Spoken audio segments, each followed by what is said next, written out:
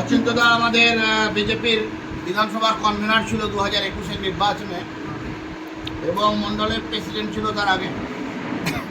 তো ভোট পরবর্তী হিংসার সময় আমাদের অচিন্ত দাস বাধ্য হয়েছিল তৃণমূলের ঝান্ডা ধরতে।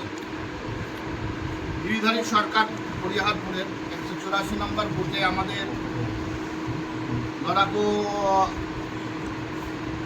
নেতা উনি আমাদের পার্টিতে আসলেন এবং কৃষ্ণেন্দু চক্রবর্তী, বিশ্বজিৎ দাস, সজল বাগদি, কমলেশ বাগদি, আদিত্য সাহা, বিক্রম বাগদি, লালটু গড়াই, এদের নেতৃত্বে 150টি পরিবার ভারতীয় জনতা পার্টিতে আমাদের সঙ্গে যুক্ত হলো।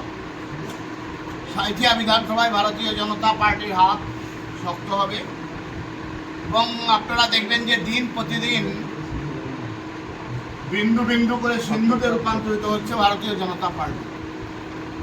তৃণমূল যেখানে মিছিল করছে, মিটিং করছে, সেই মিছিল মিটিংয়ের জায়গাতেও আমরা মানুষের জনজোয়ার আমরা দেখাবো। আগামী 9 তারিখে বোলপুরে আমাদের মাননীয় বিরোধী দলনেতা